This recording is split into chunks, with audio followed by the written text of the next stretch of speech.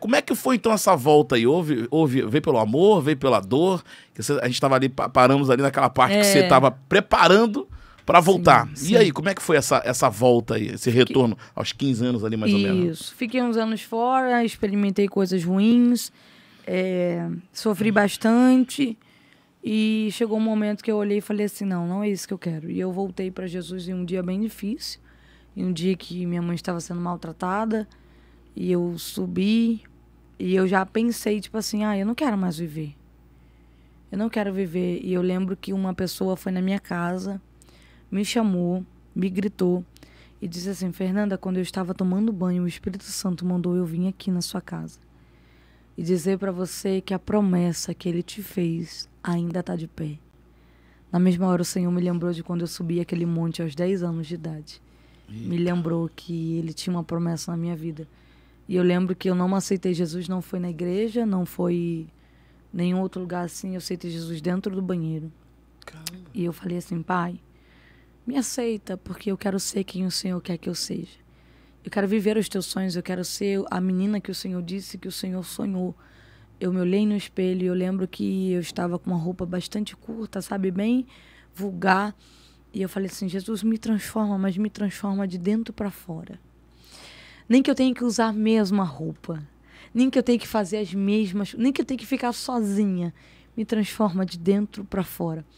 E eu lembro que eu falava assim, Deus, eu preciso mudar, eu quero mudar, eu preciso mudar, eu quero mudar. E a primeira vez que eu ouvi a voz do Senhor falando no meu coração, ele me disse, Fernanda, se você precisa mudar e se você quer mudar, é você que precisa se levantar e fazer alguma coisa. E eu aceitei a proposta de Deus. Comecei a me movimentar, minha mãe terminou esse relacionamento, nós nos mudamos. E a minha conversão foi basicamente assim, eu mudei de bairro, então automaticamente me afastei das amizades. Antes eu tinha um relacionamento, terminei o relacionamento por traição na época, né, bem nova. E eu falei, Jesus, eu quero o que o Senhor quer para mim agora. E eu lembro que eu ia para o quintal da minha casa e eu tinha uma luz, né, da garagem, bem gambiarra assim, né? Uhum.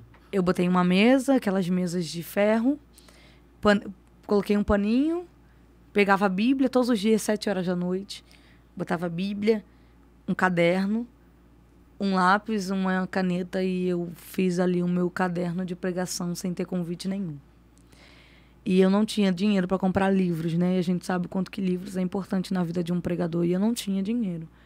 E na época eu não entendia muito assim sobre pesquisar coisas no YouTube nem nada. Então eu lembro que eu ficava ali e eu todos os dias quando eu sentava eu fazia uma oração que era Jesus, senta aqui do meu lado. Eu não entendo nada que está aqui, eu não sei de nada, não tinha ninguém para me ensinar. E eu falava, Senhor, senta aqui do meu lado porque eu quero aprender a tua palavra e eu quero que o Senhor me dê mensagens. E eu fazia a minha mensagem do meu jeitinho, do meu estilo, sem ter convite nenhum. E as minhas orações eram sempre, Deus, investe em mim. Senhor, investe na minha história. Senhor, faz. Senhor, realiza. Senhor, se é a tua vontade, se é o teu desejo. E o Senhor investiu. E aí eu recebi o meu primeiro convite para pregar. A minha primeira vez pregando foi fora, não foi na minha igreja. A primeira vez que eu preguei foi fora. Eu recebi um convite para pregar em uma consagração em Éden, lá em São João de Meriti.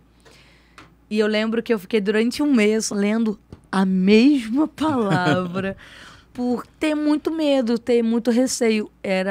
Foi 1 Samuel, capítulo 1, sobre Ana, Eucana e Penina. Eu li tanto, mas tanto aquilo ali, se alguém pregar alguma heresia sobre Ana, eu sei identificar na hora. Eu fiz um esboço de 6 folhas. Levei no dia e não li nada, porque estava tudo já na minha mente. Caramba. Eu não digo que aquele dia foi a melhor pregação e nem a pior pregação, porque eu me dediquei para viver aquilo ali. E eu preguei, eu gostei, eu falei, caramba, isso aqui é bom. E eu não tinha nenhuma foto pregando, eu não tinha nenhuma identificação de que eu era uma pregadora, foi realmente a mão de Deus. E teve pessoas que viraram para mim e falaram assim, não estranha se vier o primeiro convite e o segundo só vier depois de 6 meses, 7 meses, olha lá. E eu me agarrei nisso. Se não vier é normal, é a primeira vez. Só que foi diferente. No meu primeiro convite, já veio o segundo convite, o terceiro convite, o quarto convite. E eu não estou falando de alguém que era excelência excelente em suas palavras, que era literalmente teóloga, que tinha... Não. Era uma pregação bem rasa. Era uma pregação assim, bem superficial, porque não tinha recursos para poder fazer algo mais profundo.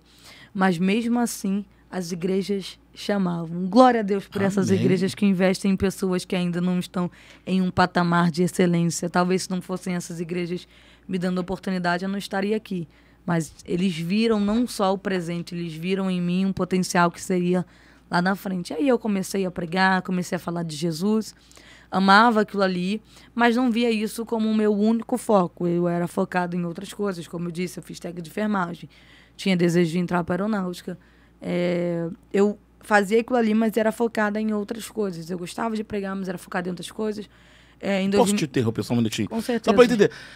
Mas da hora que você voltou até você virar pregadora, né? Porque, assim, por que eu tô falando isso? Que é muito comum a gente ver homem pregando, né? Agora a gente aqui, a Biga tá trazendo as meninas do Brasil todo para poder a gente botar isso para fora, porque existe muitas mulheres pregando. Então, assim, você provavelmente você não tinha muita referência ali de quem você ia se espelhar de repente. Sim. Como é que foi isso? Teve algum processo entre essa sua volta para a igreja, né? Você pedir para Deus lhe transformar, e aí você se tornar uma pregadora? Isso foi rápido? Como é que foi? Fala, porque às vezes tem gente em casa que tá ouvindo a gente e tem esse desejo no coração muito grande.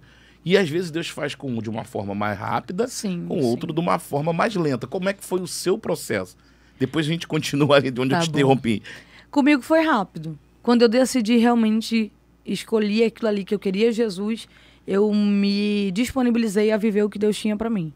Então foi em questão de meses. Não consigo dizer quantos meses é o certo, mas eu sei que foi em bem menos de um ano.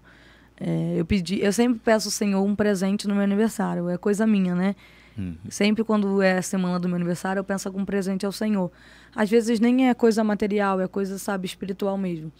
E eu lembro que nesse ano eu também pedi ao Senhor um presente. Eu falei assim, Senhor, cumpre alguma promessa na minha vida. Eu faço aniversário dia 22 de junho e no dia 10 de junho foi a minha primeira pregação. Aquele ali foi o presente de Deus. Então aconteceu assim, bem rápido, sabe? Foi bem rápido. O aperfeiçoamento não foi muito rápido, porque eu precisava melhorar em muitas coisas, minha dicção, isso foi melhorando ao longo dos anos. É por isso que eu digo uma coisa assim, ninguém nasce pronto. Ninguém nasce pronto. Esse microfone que tá aqui, esse fone que está aqui, não nasceram prontos. Foi um processo para eles serem construídos.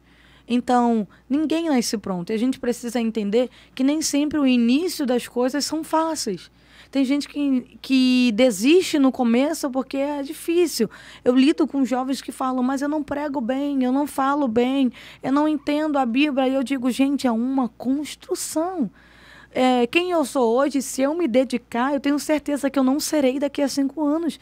Eu tenho certeza que eu tenho potencial para ser bem melhor. Então, tudo é uma construção. Ninguém nasce pronto. Então, eu entendi aquilo ali. Eu entendi que Deus tinha algo para fazer. Que Deus precisava fazer alguma coisa na minha vida e eu precisava me dedicar para aquilo ali ser realizado. E eu acredito que tudo aconteceu no tempo que tinha que acontecer, porque a gente entender sobre o tempo de Deus é muito importante. Eu não vejo Deus como um Deus que tem pressa. Deus não tem pressa. Porque pressa é uma dificuldade, pressa é algo, é uma maneira de alguém que não tem, de uma pessoa que está atrasado. E Deus não se atrasa, Deus não é atrasado. Deus, ele tem urgência. Deus, ele tem urgência. Então, a gente dizer que Deus tem pressa é dizer que ele tem um defeito, que ele é atrasado, que ele se atrasa. Mas ele não se atrasa. Deus, ele tem urgência em me usar. Deus, ele tem urgência em te usar. Deus, ele tem urgência em te levantar para falar para nações. Deus tem urgência de te levantar para você viver aquilo que ele reservou. Porque Deus faz o mundo, né, em pouco tempo. Mas tem coisas que ele demorou para realizar na vida de pessoas. Por que, Fernanda, que ele faz isso? Para mostrar que ele não tem pressa. Que ele faz conforme também a gente se posiciona. É por isso que tem gente que só tem a promessa, mas não recebe o cumprimento da promessa. Porque para eu receber cumprimento de promessa, eu preciso estar alinhada com o que Deus tem para minha vida. Não tem como eu querer chegar a lugar nenhum se eu não me dedico a chegar a esse lugar. Então eu entendi aquilo ali, eu entendi. Deus me chamou para ser pregadora? Ok. O que eu tenho que fazer? Comer a Bíblia. Ler a Bíblia, me dedicar em oração, ser diferente, me comportar diferente. Ao longo desse processo aí, eu tive amizades, eu já tive pessoas, eu mesma já dei uma balançada, já não quis, já quis. Em 2019 eu lembro que eu parei, fiquei 3 meses sem pregar, eu não queria pregar, estava focada nos meus estudos, e isso não é errado. Estudar não é errado, você tem que ser profissional mesmo. O que aconteceu comigo, as pessoas falam até assim para mim, isso é até bom entrar nesse assunto que talvez tenha alguns seguidores aqui. Então Deus, ele te proibiu de ser bem-sucedida na área que você queria? Deus te proibiu de ser uma mulher que entraria para a aeronáutica como enfermeira? Deus não me proibiu de nada. Deus só quis alinhar os planos dele com o meu.